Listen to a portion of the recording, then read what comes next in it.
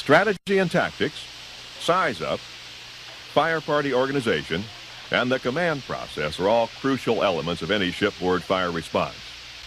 They are critical components intricately linked, but all depend on one key element, the pre-planning process. Pre-planning provides the background and awareness that allows the ship's officers and crew to contain, control, and extinguish an emergency fire quickly and efficiently.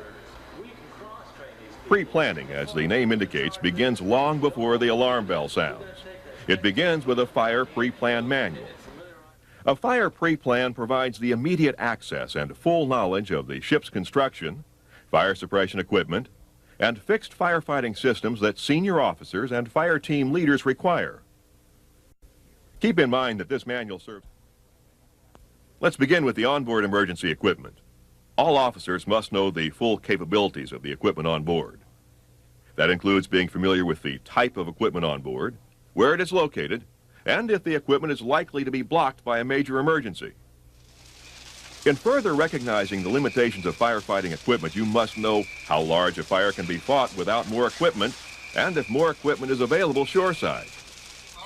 If reliance on shoreside equipment is a possibility, investigate the quality and quantity of equipment available as well as the amount of time it will take to get it on board.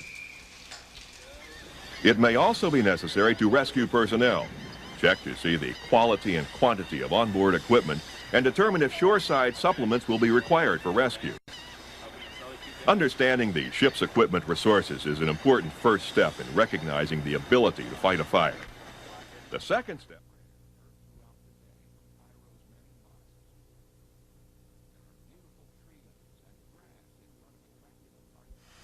If the temperature of the exposed steel is over 212 degrees Fahrenheit, water will flash to steam. Continue to cool with the water pattern until no steam rises. Whenever water is being used to cool exposures as well as an extinguishing agent, use water discipline. This is particularly important when using shoreside assistants that may not be familiar with vessel dynamics. Water, though commonly used in fighting accommodation area fires, has some serious considerations. While water is effective, it is extremely heavy.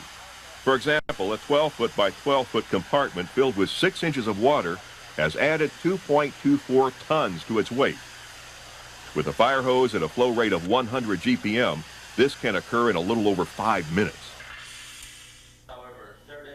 The captain must review the pre-planned drawings to consider the potential flooding, stability, and drainage problems associated with use of water. Also, the higher up on board the fire is, the stability issue intensifies. A good rule of thumb is to remove 1 gallon of water for every gallon you put on. While exposure is very important, be sure to minimize manpower consumption during this stage in preparation for later stages.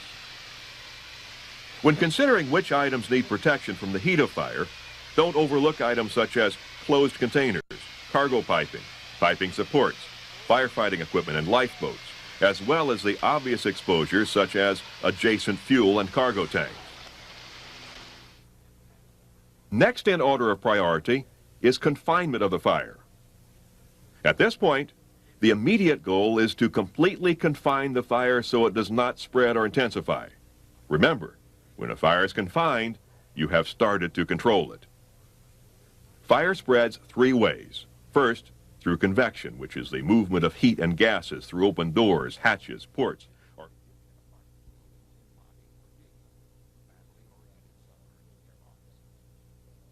Building the strategy is like filling out a checklist, but it is done on the spot, quickly, and usually not on paper.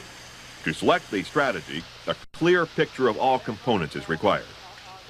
For example, a captain that knows he has a 4,000 square foot gasoline deck fire is well on his way to building a strategy. After initial assessment, he knows the probability of the wind increasing or shifting is low.